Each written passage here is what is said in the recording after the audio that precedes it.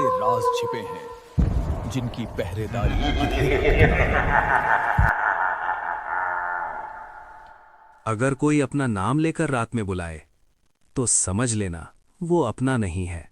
गांव का नाम था बड़गांव। दिन में बिल्कुल सामान्य, लेकिन रात के बाद कोई भी उस रास्ते से नहीं गुजरता था जो गांव के बाहर वाले पीपल के पेड़ तक जाता था। गांव वाले कहते वहां छलावा रहता है, जो देखे उसे वापस आने नहीं देता। थे कहानी शुरू होती है। अमावस्या की रात थी। चारों तरफ घना अंधेरा, हवा में अजीब सी सीटी जैसी आवाज। रमेश, जो शहर से अभी अभी गांव लौटा था, इन बातों को अंधविश्वास मानता था। रात 12 बजे उसका मोबाइल अचानक अपने आप बज उठा। स्क्रीन पर लिखा था मां, लेकिन उसकी मां तो 5 साल पहले मर चुकी थी। फोन उठाते ही धीमी टूटी हुई आवाज आई। बेटा, पीपल के पेड़ के पास आजा, मैं तेरा इंतजार कर रही हूँ। रमेश डरते डरते वहां पहुंचा। पेड़ के नीचे एक औरत खड़ी थी, बिल्कुल उसकी मां जैसी, लेकिन उसके पैर जमीन को छू ही नहीं रहे थे। और तभी पेड़ के पीछे से एक नहीं, कई परछाइयां निकली। सबकी आवाज एक साथ गूंजी। अब तू भी छलावा बन जाएगा। अचानक जोर की हवा चली, दिया बुझ गया और पूरा जंगल हंसी से गूंज उठा। सुबह गांव वाले पहुंचे। पीपल के पेड़ के नीचे रमेश का मोबाइल पड़ा था। स्क्रीन पर आखिरी रिकॉर्डिंग थी, मां, ये तुम नहीं हो। उसके बाद सिर्फ हड्डियां जमा देने वाली हंसी। आज भी अगर कोई उस रास्ते से गुजरता है तो किसी परिचित की आवाज सुनाई देती है, बस इधर आ जा। और फिर एक और इंसान छलावा बन जाता है। अगर रात में कोई अपना नाम लेकर बुलाए तो मुड़कर मत देखना, क्योंकि वो छलावा हो सकता है। रमेश की मौत के बाद गांव में एक बात पक्की हो गई थी, जो पीपल के पेड़ के पास गया वो जिंदा नहीं लौटा। लेकिन 15 दिन बाद रात के 11:15 बजे गांव के चौकीदार भोलू ने पीपल के पेड़ के पास किसी को चलते देखा। वो लड़खड़ा रहा था और उसके मुंह से आवाज आ रही थी, पानी, मुझे पानी दे दो। भोलू पास गया और जो उसने देखा उसकी टॉर्च हाथ से गिर गई। वो रमेश था। रमेश की आंखें खुली थीं, लेकिन उनमें कोई पलक नहीं झपक रही थी। उसकी परछाई उल्टी दिशा में चल रही थी। भोलू ने कांपते हुए पूछा, तो जिंदा है? रमेश ने धीरे से सिर उठाया और बोला, मैं लौट आया हूं अब सबको बुलाने। अचानक पीपल के पेड़ से रस्सियां जैसी परछाइयां लटकने लगीं और हर रस्सी के सिरे पर कोई चेहरा था। सबकी आवाज एक साथ, छलावा अकेला नहीं रहता। उसी रात गांव के मंदिर की घंटियां अपने आप बजने लगीं, लेकिन घंटी बजाने वाला कोई नहीं था। हर घर के दरवाजे पर किसी ने धीरे धीरे खटखटाया। आवाज आई, दरवाजा खोलो, मैं रमेश हूं। जो बाहर निकला, सुबह वो घर खाली मिले। अगली सुबह पंडित ने कांपती आवाज में बताया, ये छलावा अब रूप बदल चुका है। ये अब एक नहीं, कई हैं। और ये उन्हीं की आवाज लेता है जिनसे तुम सबसे ज्यादा प्यार करते हो।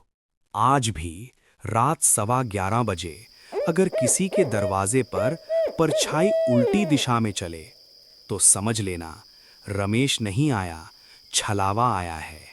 और जो दरवाजा खोलेगा, रात के 11:15 बजते ही पूरा बड़गांव सांस रोक लेता था, क्योंकि अब सब जानते थे इस वक्त जो आवाज आती है वो किसी जिंदा की नहीं होती। उस रात गांव का सबसे पुराना घर अचानक अंदर से खुल गया। वहां रहने वाली थीं सीता दादी, जो 40 साल से बोलती नहीं थीं। लेकिन पहली बार सीता दादी का मुंह खुला। उनके गले से आवाज निकली, रमेश आ गया है। बस इतना कहते ही घर की सारी दीवारों पर नाखूनों के निशान उभर आए। पंडित और कुछ लोग हिम्मत करके पीपल के पेड़ तक पहुंचे। जैसे ही उन्होंने दिया जलाया, उन्होंने देखा रमेश वहां नहीं था। वहां तो पूरा गांव खड़ा था, लेकिन सबकी आंखें काली थीं और सबकी परछाइयां पीपल के पेड़ से जुड़ी हुई थीं।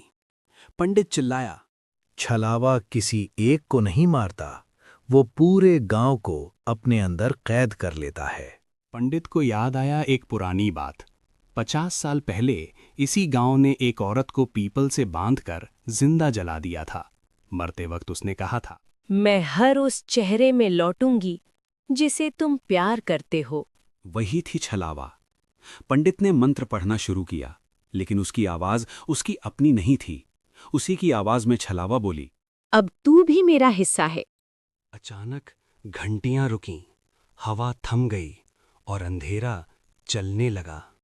सुबह जब लोग पहुंचे, पूरा गांव खाली था। न घर, न मंदिर, न पीपल का पेड़, सिर्फ एक टूटी हुई तख्ती पड़ी थी। उस पर लिखा था, अगर ये कहानी सुन रहे हो तो समझ लो छलावा अब तुम्हारे गांव में है।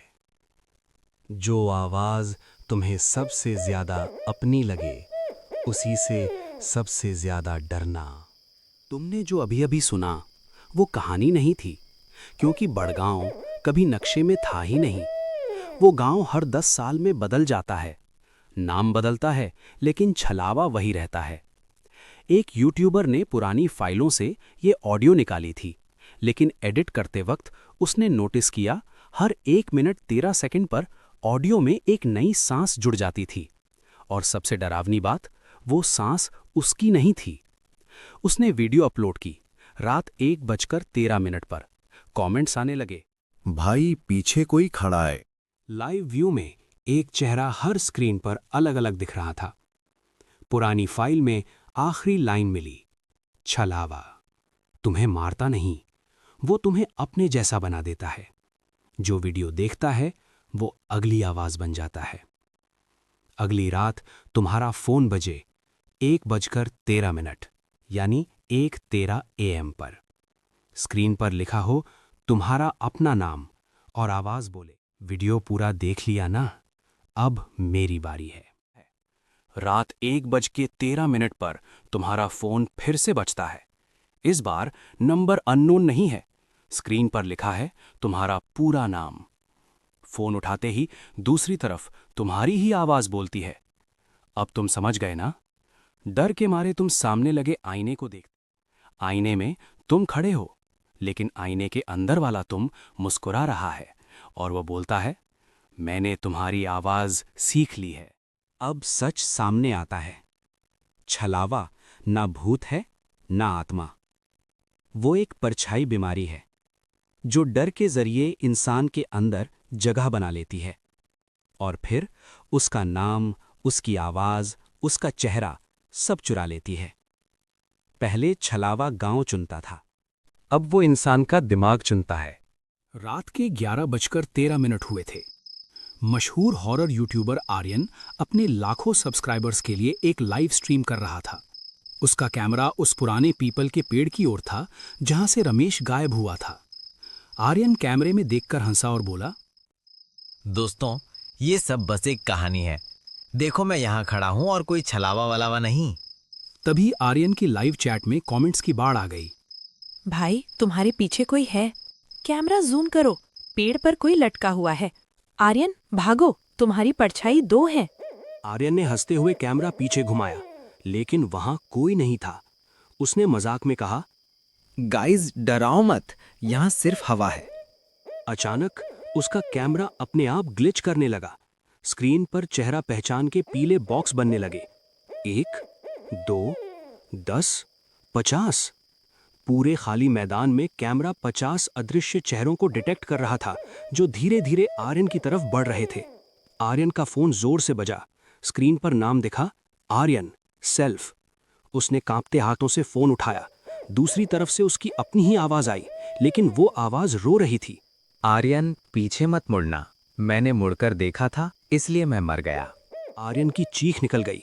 उसने भागने की कोशिश की, लेकिन उसका पैर एक जड़ में फंस गया। कैमरा जमीन पर गिर गया, लेकिन रिकॉर्डिंग चालू थी। पूरे इंटरनेट ने लाइव देखा। आर्यन के पैर जमीन से ऊपर उठने लगे। उसे कोई अदृश्य चीज ऊपर खींच रही थी और वो अचानक गायब हो गया।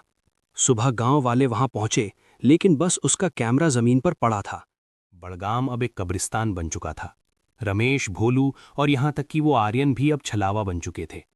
गांव का आखिरी पुजारी जानता था कि छलावा कोई भूत नहीं, एक बीमारी है जो जुबान से शुरू होकर दिमाग पर कब्जा करती है। इसे खत्म करने का सिर्फ एक तरीका था, सन्नाटा। अमावस्या की रात पुजारी उस सूखे पीपल के पेड़ के पास बैठ गया।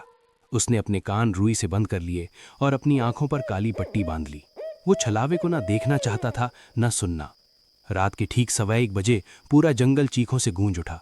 छलावे ने पुजारी के मरे हुए बच्चों की आवाज निकाली, फिर उसकी मां की, और अंत में खुद पुजारी की आवाज में उसे पुकारा।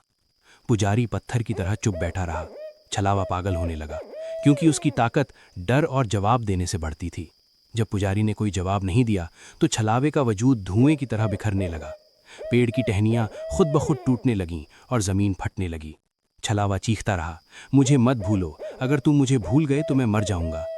सुबह की पहली किरण के साथ वो पीपल का पेड़ राख की ढेर में बदल गया। पुजारी वहीं जमीन पर गिरे पड़े थे। उन्होंने अपनी आखिरी सांस के साथ उस गड्ढे को मिट्टी से भर दिया जहां छलावे की आखिरी निशानी दबी थी। बड़गांव अब हमेशा के लिए शांत हो गया।